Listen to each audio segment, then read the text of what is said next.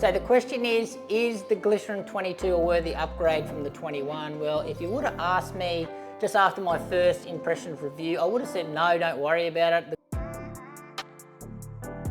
Shoe comparison I got for you guys today. So we have got the outgoing model, the Brooks Glycerin 21, up against the brand new Brooks Glycerin 22. So I'll go through their similarities, their differences, and their key features, and hopefully from that'll give you guys a good indication of whether you think the Glycerin 22 is a worthy upgrade from the 21.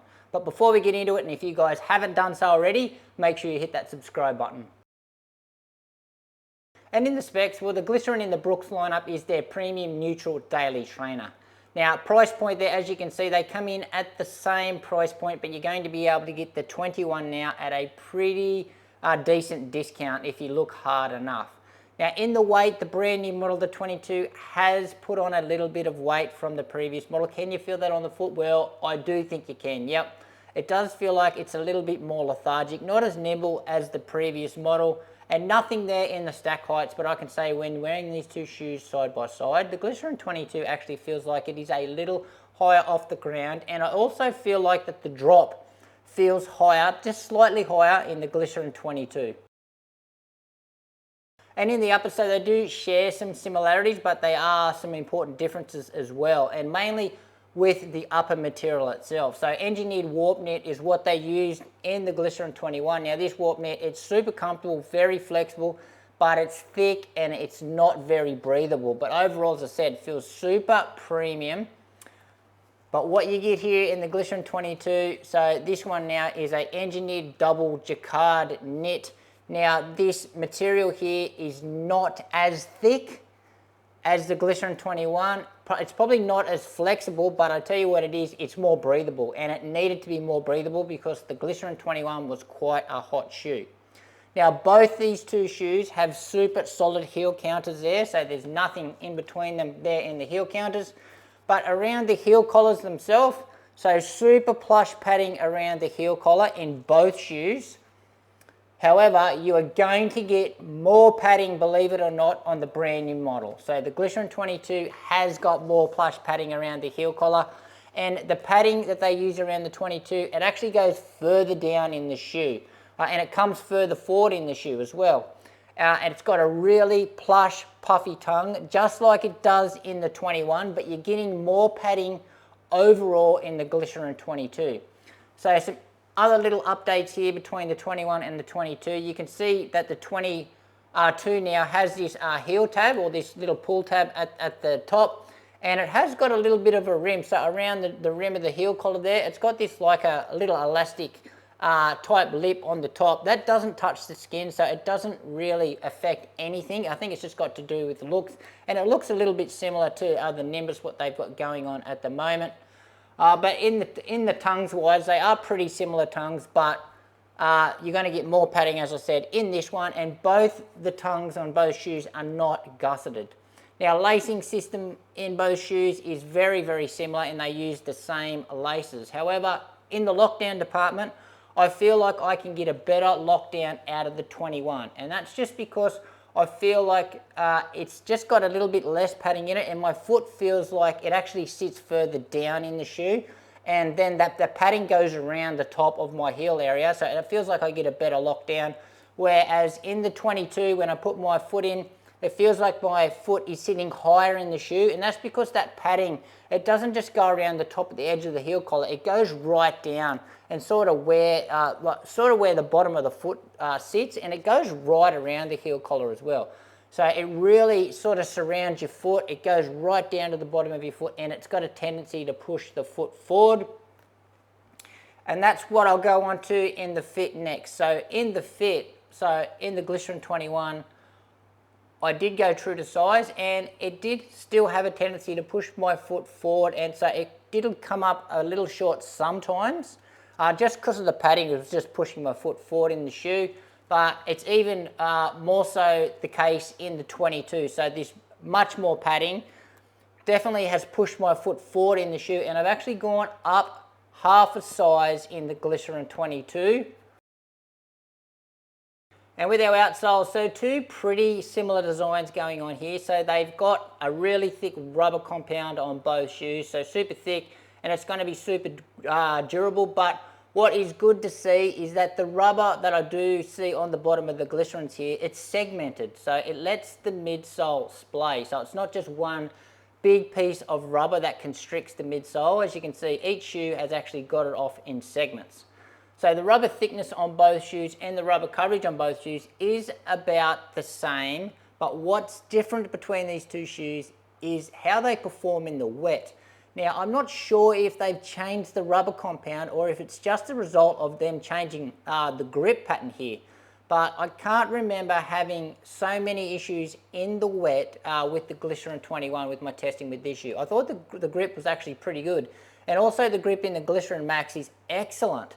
So this shoe actually performed quite well in all conditions, but I've come under some drama or some slippage here in the wet conditions in the new Glycerin 22. So maybe they've tweaked the rubber compound, or again, maybe it's just the shape of the tread pattern that's doing it. But yeah, this one does get quite slippery on a wet bitumen road. And in the midsole, so this is where the most exciting upgrade happened between the 21 and the 22.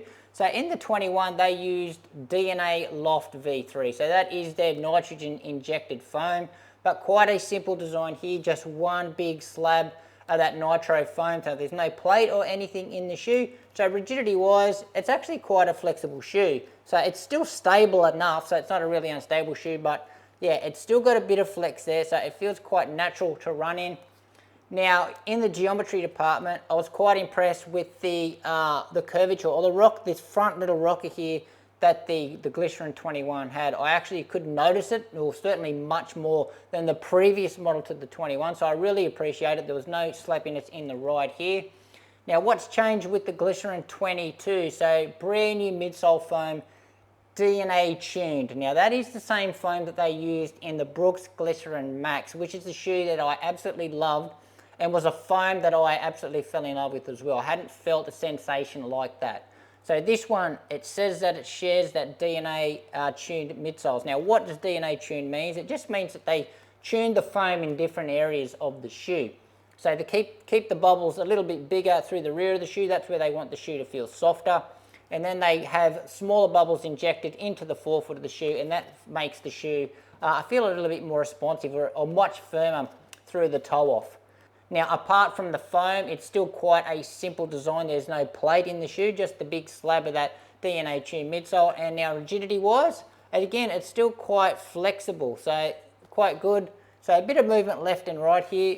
I don't know which shoe is more flexible. They feel pretty similar to me. I actually think the 21 is probably a little bit more flexible, but I have got a lot more Ks on the 21 than the 22. But yeah, I'm going to say that the previous model, the 21, is the more flexible shoe.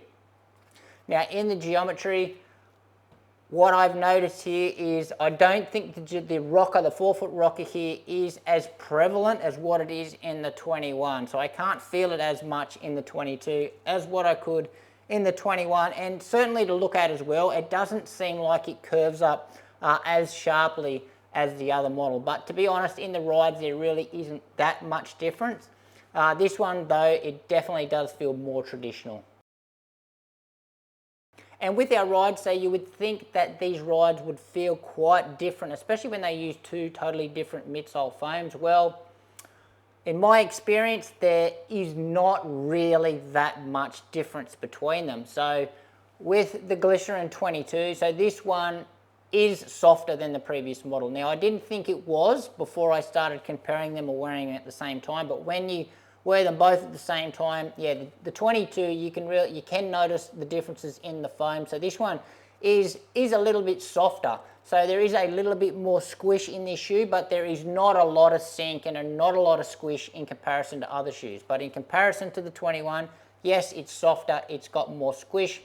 There's a little bit more bounce through the heel of the 22, and it does firm up through the forefoot. So both these two shoes through the forefoot feel quite similar. The 22 is super comfortable and you really are protected from the road, but it's not overly bouncy and it's not overly responsive.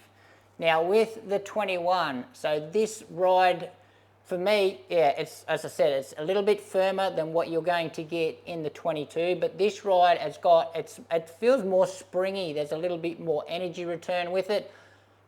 There's not as much sink into the foam, but the rebound is faster, so this shoe feels more lively. And it certainly feels more nimble on the foot as well, so you feel like you've just got less of a shoe overall. Yeah, and when you wear these two shoes side by side, this one feels like, yeah, much more nimble than this one, which feels probably a little bit heavy and cumbersome when in comparison. But as I said before, both rides are still pretty similar, so they do both have Brooks Glycerin DNA. So you're not going to be, the Glycerin 21 fans are not going to be too disappointed with the new model because it still does feel quite similar. And best use, well, yes, they are daily trainers, and that's certainly where they are best going to shine in your running shoe rotation. But what I do think, I think the Glycerin 22 has lost a little bit of versatility from the Glycerin 21, and that's got to do with just, I think it's just lost a little bit of that responsiveness, that lively feel. So if you want to pick it up a little bit, I think that the Glycerin 21 still feels like the more lively shoe. It feels like you can get up and going a little bit.